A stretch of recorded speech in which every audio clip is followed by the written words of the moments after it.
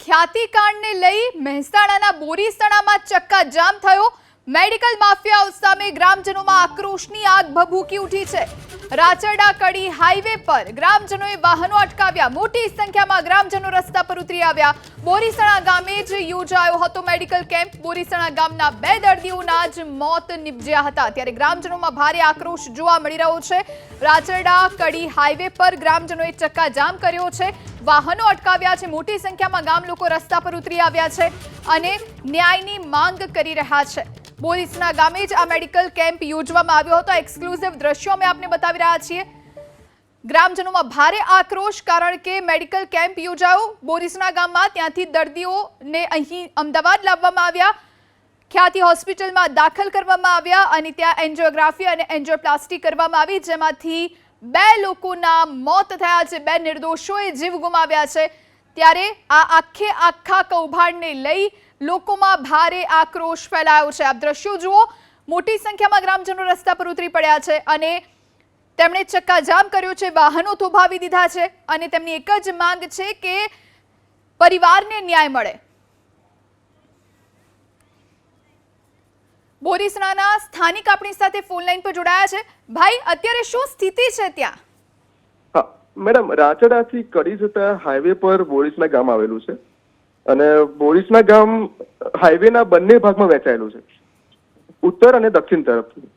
તો હાલ જે ખ્યાતિ હોસ્પિટલમાં મૃતક પરિવારના સિવાયના જે પણ દર્દીઓને ડિસ્ચાર્જ કરવામાં આવ્યા હતા, તો એમના ફેમિલી મેમ્બર્સનું એપ્રિહેન્શન એવું છે અત્યારે હાલ કે જે વ્યક્તિ મૃત્યુ પામ્યા, બે વ્યક્તિઓ, એ લોકોને તો કદાચ ભવિષ્યમાં સરકાર યોગ્ય વળતર આપશે, પણ જે લોકોને ડિસ્ચાર્જ કર્યા, તો જો એમનો ભવિષ્યમાં કોઈ સાઇડ ઇફેક્ટ થાય આ ઓપરેશનના કારણે, અથવા તો કોઈ એવા સિમ્ટમ્સ બોડીમાં જોવા મળે જેનાથી ફ્યુચરમાં એ લોકોને ફરીથી એડમિટ કરવા પડે, અથવા તો એમને કોઈ પરમનન્ટ ડિસેબિલિટી આવે, અથવા તો બ્રીથિંગ પ્રોબ્લેમ થાય, તો ત્યારે સરકાર એમને કોઈ મદદ કરશે?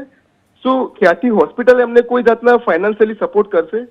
એ સાથેની માંગણી સાથે રસ્તા પર તમામ ગ્રામજનો ઉતરી આવ્યા છે અને એમની ડિમાન્ડ એવી છે કે અત્યારે હાલ ત્યાંની જે જવાબદાર ઓથોરિટી છે, મહેસાણા કલેક્ટર સાથે સાથે અમદાવાદના અને હેલ્થ ડિપાર્ટમેન્ટના યોગ્ય અધિકારીઓ, એમને એવી બાહેધરીનો એવો વિશ્વાસ આપે કે ભવિષ્યમાં એ લોકોને શરીર સાથે કોઈ પણ જાતના ચેડા થશે તો લોકોને યોગ્ય વળતર આપવામાં આવશે અને સરકાર એમને યોગ્ય મદદ કરશે।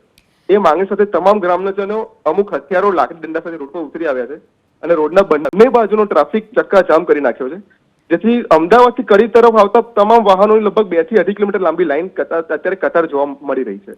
જી ભાઈ, લગભગ કેટલા લોકો હશે, કેટલા ગ્રામજનો હશે જેઓ અત્યારે ચક્કાજામમાં જોડાયા છે? હા, રોડ ઉપર અત્યારે હાલ 200 થી 250 માણસો ટોળું તો દેખાઈ આવે છે અને રસ્તાની પેલી બાજુ પણ એટલા જ માણસો છે અને બંને બાજુ એ લોકોની સાથે સાથે જે નારા લગાવી રહ્યા છે, એમાં એ જ માંગણી છે કે અમને યોગ્ય વળતર આપો, જે લોકો ડિસ્ચાર્જ થયા છે એમને યોગ્ય વળતર મળે અને આગળ જતા એમને કોઈ સાઇડ ઇફેક્ટ કે બોડીમાં કંઈ સિમ્પટમ્સ જોવા મળે તો ત્યારે એમને યોગ્ય સારવાર મળી રહે, એ સાથેની માંગણી છે।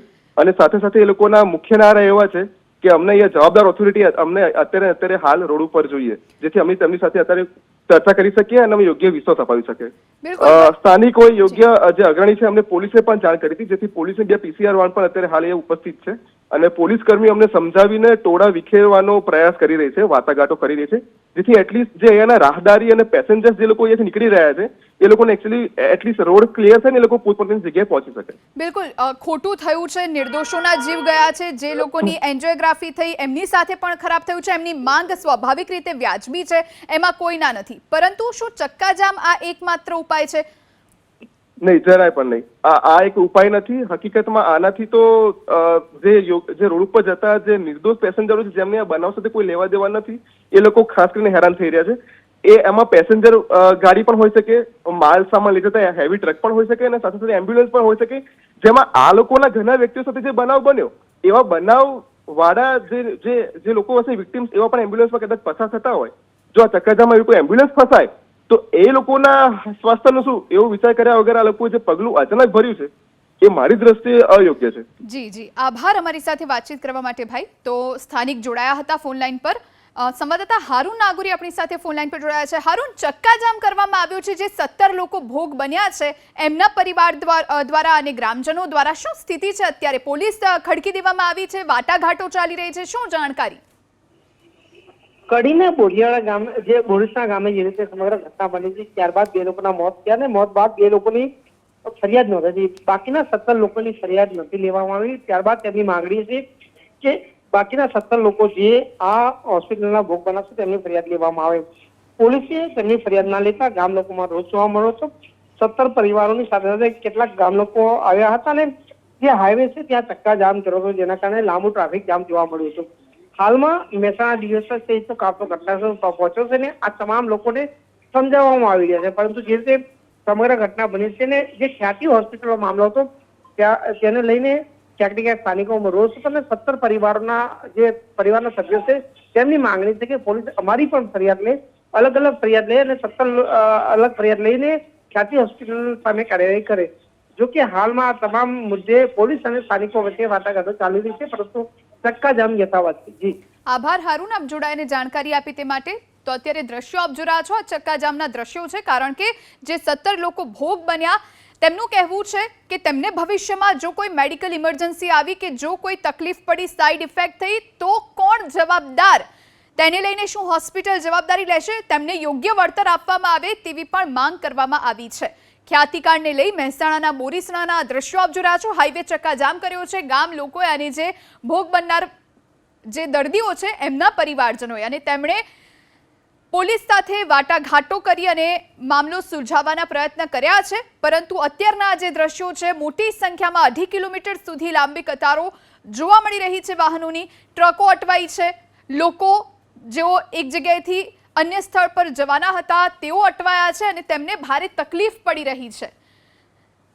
તો 2 લોકોના મોત થયા હતા, 2 નિર્દોષોએ જીવ ગુમાવ્યા હતા જેમની એન્જિયોપ્લાસ્ટી કરવામાં આવી હતી. ત્યારે જે બાકીના 17 લોકો હતા કેમ્પ કરી અને જેમને અમદાવાદની ખ્યાતિ હોસ્પિટલમાં લાવવામાં આવ્યા, તે 17 પરિવારો જેમને ભલે હવે ડિસ્ચાર્જ કરી દેવામાં આવ્યા હોય, પરંતુ તે પરિવારોએ અત્યારે ચક્કાજામ કર્યો છે. ગામ લોકોનો તેમને સાથ મળ્યો છે. હાથમાં હથિયારો સાથે તેઓ રસ્તા પર ઉતરી આવ્યા છે અને તેમણે 2.5 કિલોમીટર સુધી ચક્કાજામ કર્યો છે, કારણ કે લાંબી કતારો નજરે પડી રહી છે.